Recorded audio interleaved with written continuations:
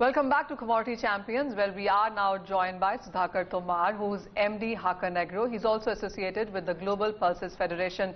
Sudhakar, hi, thank you so much for joining us. You know that clearly the theme is about budget, and you work in India, within India, outside as well. What is the sense that you have taken here, especially belonging to an agriculture space?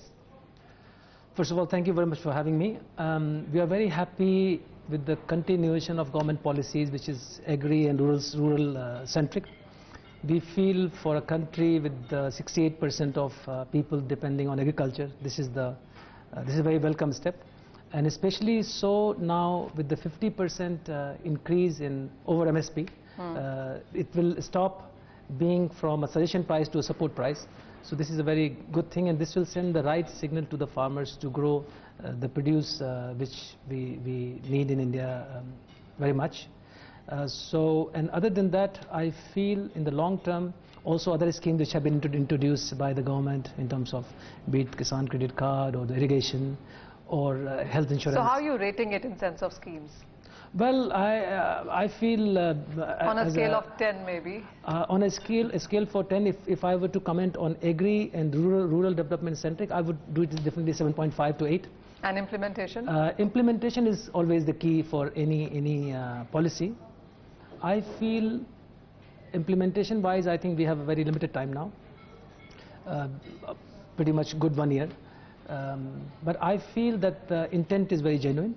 And the policies now, the right policy framework is in place, and there is no way for this. We all have to understand, we have to change also our psychology, that there is no way but to remunerate the farmer more than what we really feel fit, think.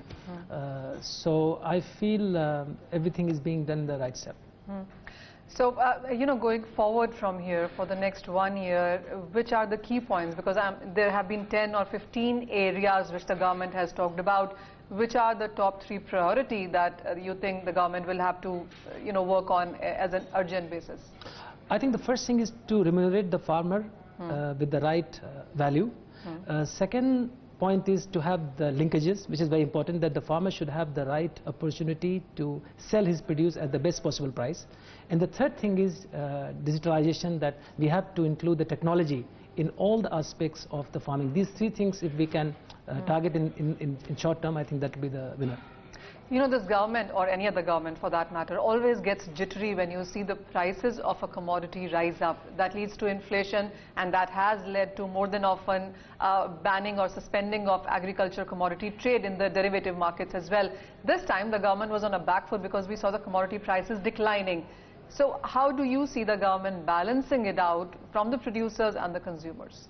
I think for any country, not only for India, government has a very tough objective set out to have the right and affordable price to the consumers. At the same time, especially for a country where 7 out of 10 people are dependent on agriculture, to give them the right remuneration, only then they'll be encouraged to grow something to feed all 10 people. So this is it's a very tight balance which they need to walk. But we as consumers also have to realize that food, good food, non-toxic food is not going to be cheaper ever. So we have to have this mindset to spend a little bit more for the food. Once this mindset comes, I think that will be the winner. Also, apart from that, how have you seen pulses? Because you are closely associated with that. The way we've seen all-time highs and then prices go 40% below MSP in a matter of 3 years, how do the producers really live with that kind of price volatility? So as far as producers are concerned outside, India is a very big market for global producer of pulses. But at the same time, if you have noticed since 2016, when the International Year of Pulses was declared by the United Nations with the support of Global Pulse Confederation, there are many versatile usage of pulses which have come out. So you'll be surprised that more than 6,000 brands are being launched on pulses outside India. Okay. Which is the mother and the birthplace of all things pulses. So you will see innovative usage of lasagna, pasta, noodles, yellow pea flavored milk,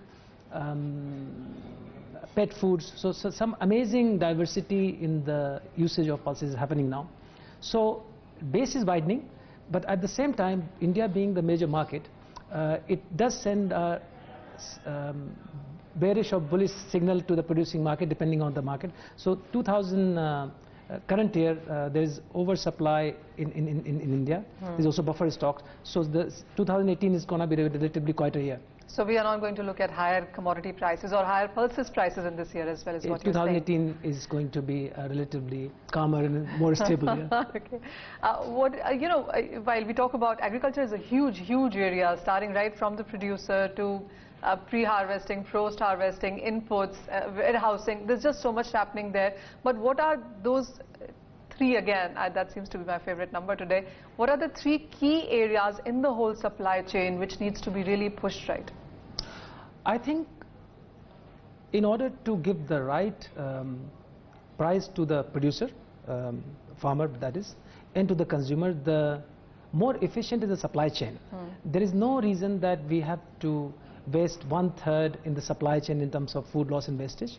Also in terms of linkages, there is no way why a consumer you cannot order your pulses directly on your app, directly linked to the farmer. And the third thing is we are not talking much about this subject, the increasing level of toxicity in food. Okay. That is very important, and that is something which we don't see now, but the long-term impacts in say 20-30 years time they're visible. So these three things are the key priority for any company who's in food supply chain. And what crops are those which are crying for immediate attention right now? Because while of course we are import dependent for many of those, whatever we are producing in India also is not of the proper quality, or the yields are not proper, is something that the markets have been fighting for the longest time. I think anything, talking in terms of specifically for India, anything where we import, we know the work is cut out. Those are the things which have to look at: oil seeds, pulses, wheat and sugar. Yeah, these are the key crops where we have to pay. So when we talk about doubling farmers' income by 2022, of course there's a roadmap that has been put in by Niti Aayog. FM spoke about on how there is more work that needs to be done to pave the road forward. But how do you see India achieving that? I think doubling the farmers' income is a very relevant and noble task. In fact, if you really talk, because I've been closely associated with the rural background, so maybe not double it. I would like this income to be 5 times, because the kind of income level at which the subsistence farming is happening in India is just appalling. So that has to improve. But of course, it's also a big challenge when we're talking about 700 million people depend on agriculture.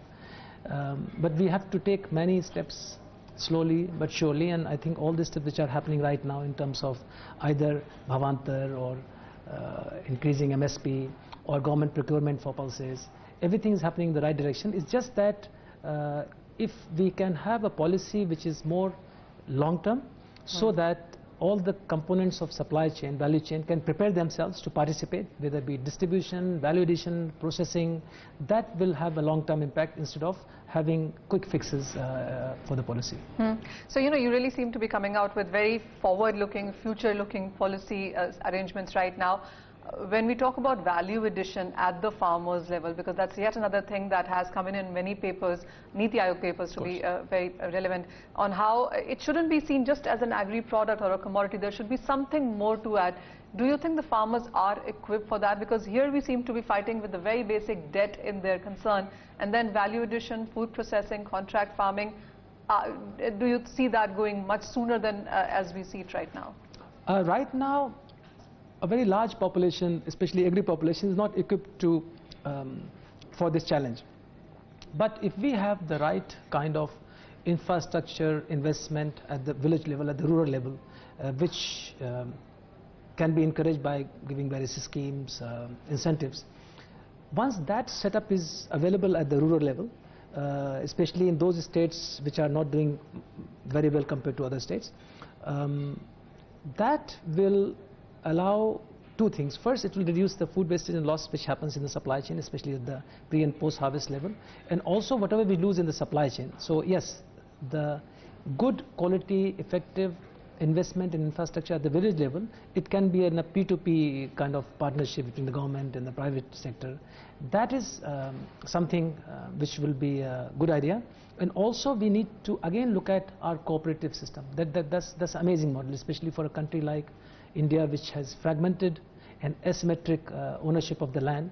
If we can look at that model again, but this time manage it efficiently and also with the proper governance, I think that is going to be another winner for us scheme of things. Point taken. One final question, and this one I really want to ask about, is the Farmer Producer Association. The FPOs really seem to be catching up. There are some which are doing great work, but there are some which are only on paper.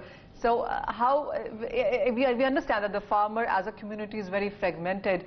Do you see FPOs as a way going forward, because they can participate, they can be heard more easier?